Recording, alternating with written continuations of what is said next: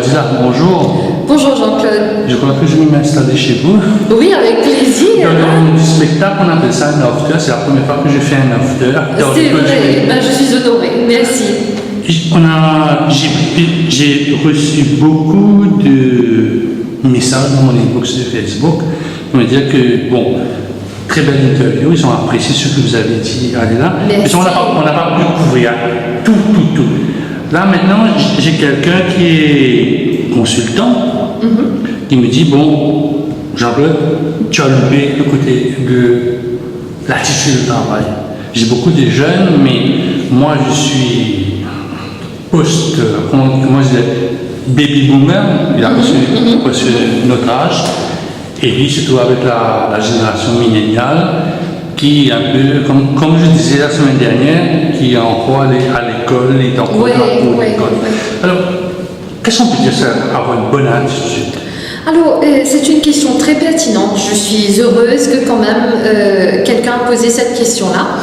Avant de partir sur l'attitude, j'aimerais partager quelque chose avec votre audience. C'est que quand on parle de réputation professionnelle, il y a deux parties. Quand on commence à entrer sur le monde du travail, on doit être conscient de notre réputation professionnelle. Mais c'est quoi notre réputation professionnelle? Pour moi, comme quelqu'un qui est dans les ressources humaines, ça va faire bientôt 20 ans, je les ai catégorisées en deux sections. Une partie, c'est notre performance et technical abilities. Donc, pour avoir une bonne réputation professionnelle, le côté performance, technical abilities doit être là. On doit être quelqu'un qui a le niveau pour le job. Et puis, il y a l'autre côté, donc ça on peut l'appeler hard skills.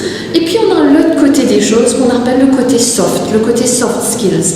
Et ça, c'est, si vous voulez, l'englober, je l'engloberai dans tout ce qui est discipline et ponctualité. Donc, on ne peut pas se dire qu'on aura une bonne réputation professionnelle si un ou l'autre n'est pas dans la même longueur d'onde. Ça ne sert à rien qu'une personne performance top, mais saurait l'expression créole, l'attitude baiser. Donc, on doit avoir tout le temps un équilibre entre les deux. Ça, c'est primordial si on veut réussir dans le monde du travail. Alors, vous m'avez posé la question, quel type d'attitude est-ce qu'on doit avoir au travail? Vous avez parlé des millénaires, il y a aussi les post-millennials, qui sont ceux qui sont âgés de 18, 20, qui rentrent maintenant sur le monde du travail. Ces jeunes-là, c'est des jeunes assez particuliers qui recherchent beaucoup de respect, beaucoup de valorisation de l'être qu'ils sont.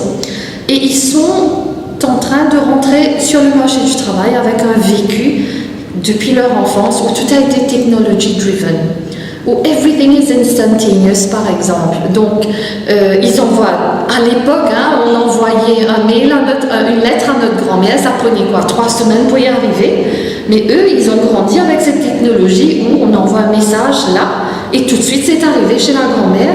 On demande quelque chose à nos parents, les parents qui travaillent pour, moi aussi je suis maman, je le sais, on travaille pour nos enfants, on veut que les enfants aient tout ce qu'il faut, donc on leur donne tout ce qu'ils demandent, même des fois avant la Noël, parce que c'est pour eux qu'on fait ces sacrifices d'aller travailler tous les jours, etc. Donc ils ont cette mentalité que they are the center of the world, mais ça doit malheureusement être brisé quelque part, il faut qu'on comprenne pour pouvoir les guider. En termes d'attitude, on recherche qu'ils soient tout le temps positifs. Pas forcément le cas. Je suis sûre que vous avez pas mal d'exemples au travail où on a un problème de négativité, etc. Donc la positivité est très très importante. Le can-do attitude, je le placerai numéro 1. On parle souvent de can-do attitude. Qu'est-ce que ça veut dire? C'est que si le patron ou le manager demande à un employé de faire quelque chose, même si on ne sait pas le faire, il faut savoir dire « Ok, oui, je vais essayer de me renseigner, je vais faire de mon max et je vais vous donner le projet, le assignment que vous m'avez remis à temps, en bonne et due forme. Et puis, derrière, moi, j'essaye de casser ranger pour voir comment je vais faire, mais je fais ce qui m'est demandé. Can-do attitude est primordial. Ce qu'on a besoin, c'est aussi la ponctualité. Quand je parle de ponctualité, c'est pas seulement venir à l'heure au travail, partir à l'heure, non. Mais c'est toute la discipline d'être tout le temps là. Vous avez signé un contrat pour travailler lundi à vendredi. Il ne faudrait pas qu'on commence à prendre l'habitude à ce que, bon, une fois par mois, vous êtes un petit peu, vous prenez un petit sick, tout ça. Ça affecte notre professional reputation. Il faut aussi être de nos jours, in this day and age, on doit être digitally tuned. Je ne sais pas comment le dire en français, trouver un mot équivalent, mais très à l'aise avec l'outil informatique. C'est un soft skill, hein, parce que ce n'est pas quelque chose que l'emploi va vous montrer forcément, surtout si vous ne travaillez pas dans l'informatique, mais tout est géré, pratiquement tout par l'informatique. Alors si on veut réussir dans le monde du travail, pouvoir utiliser the basic instruments, Word, Excel, PowerPoint, surfer sur le net. Je crois que Facebook, c'est pas un problème à Maurice, nous sommes tous sur Facebook selon les statistiques, mais il faut être à l'aise avec l'ordinateur. En termes d'attitude, c'est un petit peu les main points, mais qui est très important, et l'employeur doit très vite aussi identifier les gaps, parce que tout ça s'apprend aussi. On dit que c'est un petit peu plus difficile d'apprendre le côté attitude, but it's doable. Et setting the right culture dans l'organisation est important. Il y a une maman qui me dit, vous savez, j'arrive pas à comprendre. On me dit maintenant qu'au niveau scolaire, secondaire, HSC, ça a changé. J'ai un enfant qui a 3, qui est arrivé, qui va faire son examen. Maintenant, j'ai un autre enfant, maintenant on lui demande 4. J'ai une fille dans 2 ans qu'on va demander 5. Lequel est donc qui aura le meilleur emploi? J'ai pas pu répondre. Parce que maintenant, cette fille qui a HSC, qui a 3 crédits ici, sa petite sœur, et techniquement, plus calée qu'elle, parce qu'elle a 5 crédits, elle a fait HSC. Est-ce que dans le monde du travail, ça va avoir un effet dans 4 ans, 5 ans, quand vous allez recevoir les CD, comme vous avez dit, vous voyez que, bon, il y aura un gap de génération. Oui. Alors, c'est vraiment un challenge, je pense, pour les parents, même pour les enfants aussi qui sont à l'école. C'est vrai que là, avec cette politique qui vient de changer, là, bon, ça a ses raisons, on n'est pas là pour critiquer, mais ça peut rendre inquiet. Mais moi, ce que je dirais, c'est que quand même, en écoutant Madame la ministre la dernière fois, j'ai compris un petit peu sa philosophie. Pour elle, c'est de faire sortir des enfants d'un plus haut niveau qu'auparavant, qui n'est pas forcément une mauvaise chose, mais la transition va être un peu difficile. Il faudrait que les enfants aussi persévèrent pour avoir le nombre de crédits voulus. Mais pour revenir à votre question, 4 ans, 5 ans down the line, si vous partez directement sur le marché du travail, ça ne devrait pas être le critère de sélection si vous aurez le job ou pas. Comme je vous avais dit la semaine dernière, les recruteurs, the recruiters, on recrute pour l'attitude et la personnalité d'une personne. Si vous avez pu démontrer lors de l'entretien que vous êtes quelqu'un who is trainable, qui peut être formé, vous ne pouvez ne pas avoir tous les skills ou le niveau voulu, mais vous êtes trainable, il n'y a pas d'employeur qui va vous refuser. Oui. Mais est-ce que vous, quand vous allez faire votre publicité, vous allez passer votre annonce de travail, qu'est-ce que vous allez mettre? HSC plus 3, HSC plus 4, HSC non, mais plus pas 5? ça. Parce que vous allez mettre HSC, mais la personne ne va pas comprendre si c'est plus. Vous cherchez du plus qui a SI3. Ce qu'on recherche, c'est SI ou HSC. On ne va pas aller dans les détails, SI 3, SI 4, etc. On recherche SI. Très souvent, dans la majorité des postes, on recherche Fluency in English and French. Donc, oui, on va rechercher dans les résultats qu'est-ce que cette personne a eu, et on va peut-être être plus en confiance de prendre quelqu'un qui a eu une distinction, 3, 4, etc., au lieu de quelqu'un qui a eu 8. Mais ça ne veut pas dire que maintenant, ça devient plus difficile pour les jeunes de trouver un emploi à cause du changement côté critères. Ça, je peux vous rassurer. Il y a une personne qui me parlait du Youth Employment Programme qu'on appelle le YIA. Oui. Alors, comment intégrer ce programme-là selon vous? Parce que c'est entre le gouvernement, les HR d'ici et les employeurs. Alors, vous connaissez les employeurs, comment je peux placer mon enfant dans le IEP? Dans le IEP. La première chose à faire, si vous voulez placer votre enfant, c'est d'emmener, que l'enfant part, je présume que l'enfant aurait déjà eu 18 ans, part au ministère du Travail, le Employment Division, oui, c'est le Employment Division, et pas s'enregistrer et dire que voilà, je suis à la recherche d'un emploi, je suis sans emploi, j'ai besoin de travailler. Là, il y a les officiers du ministère qui vont noter toutes les préférences, les secteurs, etc. Et ils vont donner une carte avec un numéro dessus.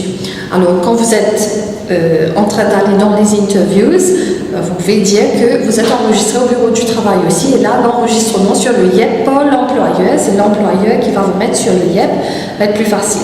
De l'autre côté, le ministère du Travail, qu'est-ce qu'ils font? Quand ils reçoivent une demande des secteurs privés, des opérateurs dans le secteur privé, pour lequel ils peuvent vous pousser, ils vont envoyer votre numéro de téléphone, vos coordonnées et profils, et l'employeur va vous contacter. Mais par contre, j'aimerais ici saisir de l'occasion pour dire que le IEP, c'est un joli programme, c'est bien fait, mais en tant que recruteur, en tant qu'employeur, on peine à trouver les candidats sur le IEP. Il y a pas mal de temps de cela où le ministère du Travail nous avait fourni une liste d'à peu près une centaine de jeunes qui sont à la recherche du travail. On était en train de recruter pour le secteur de la restauration. Donc ces gens-là avaient dit OK pour restauration quand ils ont rempli le formulaire. Mais Jean-Claude, ce qui est triste, c'est que dans les 100 personnes, si on a pu contacter la moitié, c'était déjà beaucoup. Et dans cette moitié-là, peut-être que seulement 2 ou 3 sont finalement venus à l'entretien. On a un petit souci à Maurice où on dit oui, on va venir, madame, à l'entretien, mais puis on ne vient pas. Adila, vous êtes en train de me dire que ce jeune-là, c'est enregistré pour s'enregistrer, c'est tout. Avoir une carte au ministère, mais tout en attendant qu'il rentre dans le gouvernement. Bon, je ne veux pas insinuer des choses, mais la réalité est telle que les gens ne répondent pas à notre appel pour venir faire un entretien. Ils ne viennent pas. Soit ils vous disent oui, ils viennent, soit ils ne prennent pas le téléphone, mais il n'y a pas un intérêt. C'est vrai qu'il y a des bruits qui disent que c'est seulement pour attendre un job au ministère, mais je ne suis pas là pour porter jugement, je ne connais pas ça dessus. Il y a un jeune cadre qui me dit, mais parfois on me demande, il faut que j'ai le mind du travail. Alors c'est quoi le mind du travail? Vous pourriez répéter la question? Je dis, il y a un jeune qui m'a dit comme ça, on me demande, ben, écoute, il faut que tu aies le mindset du travail. Il m'a mis, il faut que j'ai le mind du travail. Tu n'en as pas parlé. Le mind du travail, c'est effectivement le mindset du travail, c'est l'attitude pour aller travailler. Que oui, moi je suis dynamique, j'ai envie de travailler, j'ai l'attitude qu'il faut, vous m'employez, je vais take ownership, c'est quelque chose de très très important. On ne vient pas dans un job juste pour faire le travail, faire mes heures, compléter mes heures et puis partir à la maison. J'ai côtoyé un employeur d'environ 200 personnes, 200 plus personnes. Tout le temps, il dit à ses employés, lui, que même si par exemple vous êtes cleaner, vous devez prétendre à ce que dans votre tête, you need to think that you are the CEO of the cleaning job dans ma société. Parce que votre job est si important que si vous ne faites pas ce qui se doit, l'environnement du travail, vous ne nettoyez pas comme il se doit, l'environnement du travail ne va pas être propice pour mes employés et pour mes clients. Donc, très souvent, la mentalité qu'on a, ça peut être à Maurice, mais aussi partout dans le monde, c'est que, bon, je dois travailler, Bad Barté là, c'est moi, en tant que HR, si vous êtes là pour faire ça, c'est pas correct. Vous devez être d'accord avec moi, Dila, que parfois une personne travaille pour l'aspect alimentaire. Donc, il a famille, enfants, grand-père, il vient travailler, c'est pour l'argent, pour nourrir sa famille. Absolument, c'est la base. Il n'est pas là pour se faire plaisir parce qu'il veut être le CEO du cleaning department. Il veut, à la fin du mois, avoir des sous pour que sa famille puisse donc, se comme nourrir. vous le dites vous-même, Jean-Claude, il a besoin de travailler pour subvenir aux besoins de sa famille. Mais quand vous avez besoin de travailler, vous ne voulez pas tout le temps, on prend l'exemple d'un cleaner, vous ne voulez pas tout le temps être un cleaner.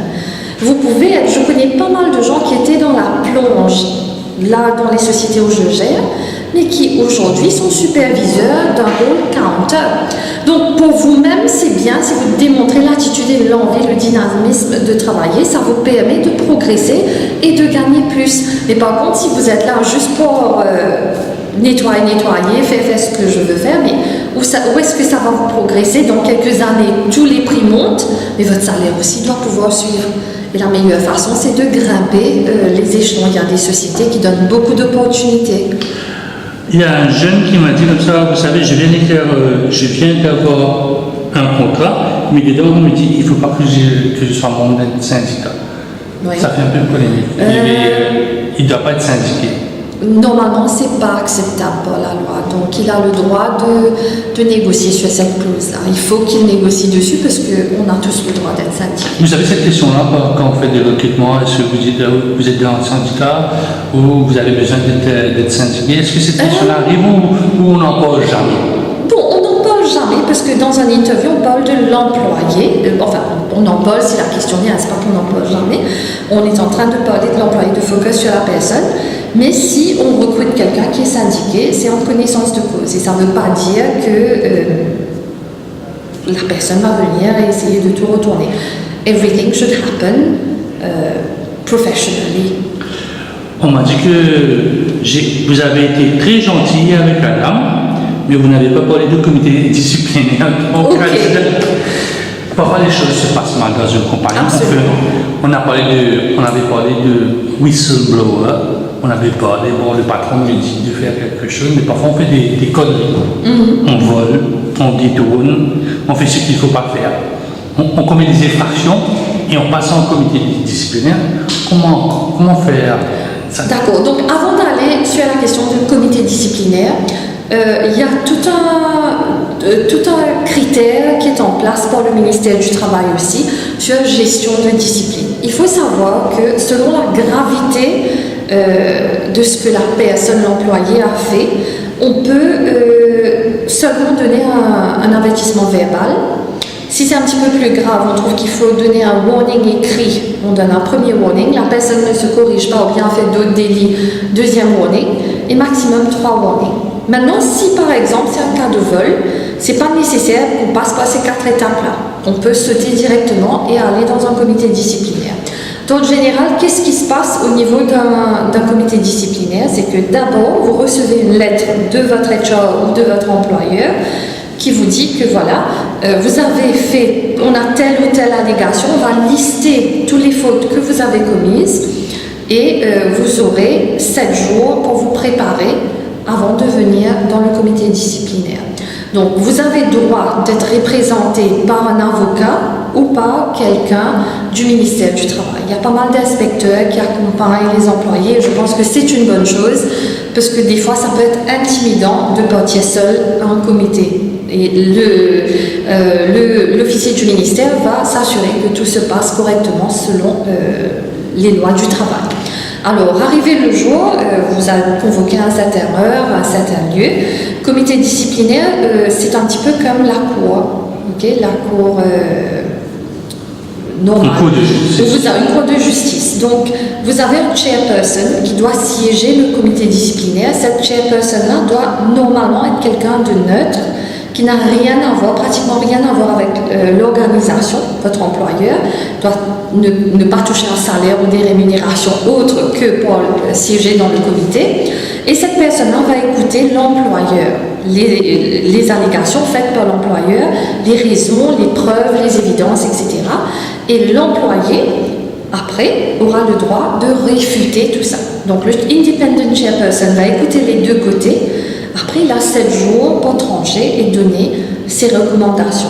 Et les recommandations qu'il donne, normalement, c'est fait dans un rapport qui est donné à l'employeur. Et l'employeur a lui de décider est-ce qu'on va suivre ce que le chairperson a décidé ou pas. Généralement, on suit.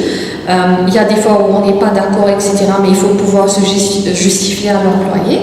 Et donc, l'employé reçoit la décision. C'est très important qu'un comité disciplinaire soit fait quand on est en train de parler de mettre quelqu'un à la porte, par exemple. On ne peut pas mettre quelqu'un à la porte sans qu'il ait passé par un comité disciplinaire. Il a droit de répondre contre les allégations faites contre lui. Il y a une dame, je pense qu'elle est employée, c'est en créole, excusez-la. Au final, le ministère du Travail, depuis 3 mois, Michel, petit peu revenu, moi, mon coût toujours d'être dans la case. Donc, les cartons de la case, ça veut dire que les papiers de travail. Bon, normalement, est-ce qu'elle perçoit un salaire? Ça n'a pas de dire. Vous savez, chaque cas, on ne peut pas généraliser. On doit bien comprendre les cas pour pouvoir donner. Non, mais ça vient comme ça dans une box avec les chiffres. Moi, j'ai pas de réponse. Donc, ce qu'il faudrait faire, c'est demander à l'employeur la décision et de demander au ministère du Travail de revoir le dossier un petit coup et de voir qu'est-ce qu'il faut faire parce que je ne peux pas rester sans attendre. Moi, c'est une question un peu plus générale. Si quelqu'un est envoyé dans une recherche du travail, comment vous détectez ça? C'est visible, c'est quelqu'un déjà qui est renvoyé, mais sinon comme s'il ne veut pas faire savoir qu'il a été renvoyé. Je ne sais pas pour quelle raison qu'il a été renvoyé. Peut-être attitude, peut-être malversation, n'importe quoi. Oui, la façon à détecter, c'est bien sûr à faire les reference checks, donc aller voir avec les autres employeurs auxquels cette personne a travaillé. On le fait, c'est une pratique très courante. On contacte le HR de l'ancien employeur et on demande si tout était bien passé, tout était OK. Et généralement, ça se sait. De plus en plus, on demande aussi un morality certificate. Donc, il faut savoir si on a été mis à la porte pour cas de vol, tout ça, morality, et surtout s'il y a un casier judiciaire, on n'aura pas le certificat de moralité et ça peut jouer contre vous. Et puis, Jean-Claude, il faut être honnête à se dire que Maurice, c'est petit. Tout le monde famille. Tout le monde comme tout le monde. Il y a tout un moyen de savoir s'il y a quelque chose qui s'est mal passé. Comment s'en sortir de là? Parfois on a fait une bêtise, mais tellement que c'est. Maurice est en train de se. Comment on redorer son relation? Qu'est-ce qu'il faut faire maintenant pour. Effectivement. Bon, on a fait une bêtise, c'est arrivé, peut-être qu'on a pris l'argent de la caisse parce qu'on était dans une situation telle que. Mais comment redorer son relation? Déjà, si on sait qu'on a fait une bêtise, la première étape, c'est de demander les excuses à l'employeur et à demander des excuses et être honnête et dire oui, j'ai accepté, je l'ai fait à cette époque-là. Et bien sûr, d'essayer d'avoir les blessings de l'employeur qui ne vous blackmail pas si jamais on lui demande de porter garantie ou référence sur son emploi. Mais ça prend du temps. Parce qu'il faut reconstruire son image et réessayer de gagner la confiance du monde du travail, quoi. Mais c'est pour ça qu'il faut quand même être très très vigilant quand on a des postes à responsabilité, on est dans un emploi. Discipline, le sérieux, l'honnêteté, l'intégrité, c'est super important parce que une fois que vous faites, ça se répand partout. Dernière question, il y a une jeune demoiselle qui me dit comme ça, j'ai quitté la compagnie où je travaillais, je suppose que c'est un call center, et il ne veut pas me donner une lettre de recommandation, même pas le papier du gouvernement qu'elle aurait dû avoir droit. Alors, l'aide de recommandation, ce n'est pas obligatoire de par la loi, il faut comprendre, mais le certificat d'emploi, ça c'est important, elle a le droit de l'exiger et de faire les démarches pour l'avoir, parce que ça, c'est stipulé dans la loi. Mais l'aide de recommandation ne donne pas. Il y a beaucoup d'entreprises qui préfèrent ne pas donner, surtout où peut-être il y a eu des petits soucis avec l'employé. On ne peut pas mentir sur l'employé s'il y a eu des soucis. J'ai dans le langage local, c'est des jeunes, c'est quoi là? C'est une personne de 40 ans qui me dit, bon, l'entreprise où je travaille a fermé les portes, j'ai 40 ans, je dois travailler pour mes enfants. Mais j'ai pas de certificat, j'ai rien. Maintenant, qu'est-ce que je dois faire? Est-ce que je dois être recyclé? J'ai entendu le mot de recyclage. Il y a des personnes qui sont dans un domaine, mais maintenant ce domaine-là n'est plus pris. Il y a le phénomène de recyclage qui touche les personnes en 40, 50 ans. Oui, voilà. Donc la première chose à faire, c'est je pense, dans beaucoup de cas, que l'employeur va le report, va déjà informer le ministère du Travail que voilà, on est en train de mettre les gens à la porte. Ils vont suivre les procédures Et il y a tout le temps le Workfare programme sur lequel les personnes comme ça peuvent avoir recours. Alors c'est quoi le Workfare? Si vous avez travaillé pour plus de 180 jours dans une entreprise, vous avez droit de joindre le programme qui soit vous donne une allocation pendant les 12 mois après que vous avez terminé votre emploi, vous donne l'information et vous aide à chercher un emploi. Donc c'est quelque chose que je conseillerais vivement à la personne de faire, c'est d'aller au ministère du Travail et s'enregistrer au Workfare. Mais comment faire? Bon, en tant que le ministère du Travail, même vous dites tout à l'heure là, vous avez 100 jeunes, vous avez jamais pas abordé, mais elle aussi, elle travaille, elle a des besoins. Plusieurs gens qu'un jeune qui a toujours sa famille derrière lui. Comment elle va se recycler? Disons, si elle avait je dirais, entre guillemets, un bon poste, mais on lui donne quelque chose qui est un peu moindre, disons, sur un aspect psychologique et un aspect social. Alors, dépendant de son salaire, dépendant de son temps de service, etc., elle a quand même l'expérience. De l'expérience et tout, oui, mais l'allocation n'est pas une petite allocation, hein, c'est équivalent à, on dirait 90% pendant. Il y a plusieurs étapes. Je n'ai pas les détails avec moi, mais il y a plusieurs étapes. Par exemple, vous pouvez percevoir 90% de votre salaire pendant X nombre de mois, et puis c'est réduit, c'est échelonné, quoi. Donc, déjà, elle peut gagner en termes de temps pour trouver du travail parce qu'elle sait qu'elle touche à une petite allocation qui peut la permettre de survivre pendant ce temps-là. Et entre-temps, elle se fait recycler, elle suit des cours, elle prend les opportunités d'emploi qui est posée, qui est mis à sa disposition. Mais surtout aussi, il faut déjà commencer à faire plein d'applications un petit peu partout. Les job fairs vont commencer incessamment là avec les résultats HSI et tout qui sortent. Justement, vous venez de dire les job fairs pour ceux qui ont des résultats de HSI. Mais elle, HSI, je ne sais pas si elle en a, elle a 40 ans, elle n'a pas toute cette jeunesse-là avec elle, elle a des responsabilités. Alors, les job fairs. Elle est difficilement adaptable qu'un jeune. Il faut comprendre qu'il y a plusieurs types de job fairs. Il y en a qui sont organisés par le secteur privé, il y en a qui sont organisés par le ministère Youth and Sports. Et d'autres par la NEF. Talent Lab participe dans tous ces job fairs-là, la NEF, etc. Moi, j'ai recruté pas mal de moins jeunes dans les job fairs. La NEF, par exemple, ils envoient les mamans qui sont à la recherche d'emploi. Et très souvent, on arrive à les classer. Donc, c'est pas que pour les jeunes. C'est pas que pour les jeunes, c'est fait en début d'année pour diverses raisons. Résultat d'HSI qui sort, les gens sont plus mobiles en début d'année, etc. Donc, c'est dans le bonus. Exactement. Peut-être une petite. Généralement, on dit à Adila que quand on a 40 ans, on est dans un cycle, on est dans un blanc, on veut travailler pour soi-même.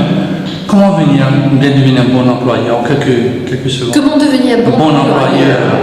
Alors, pour devenir bon employeur, ça c'est une question intéressante parce que vous me faites réfléchir sur moi-même qui est aussi employeur. Je pense que pour être un bon employeur, on doit être là, présent, avec nos employés. On ne peut pas dire que voilà, nous on est masters of delegation, on va déléguer, on s'attend à ce que tout le monde sait qu'est-ce qui doit être fait. La communication est très importante, être présent comme le role model est très important et bien sûr prendre les décisions judicieuses par rapport à la personne qu'on emploie. On ne peut pas se permettre d'employer des gens à un salaire élevé si notre business est bien sûr dans les phases initiales. Il faut savoir gérer tout ça parce que quand on prend quelqu'un pour travailler avec soi, c'est une responsabilité qu'on a envers cette personne-là. La personne veut gagner ses sous, comme vous l'avez dit, on travaille pour les sous.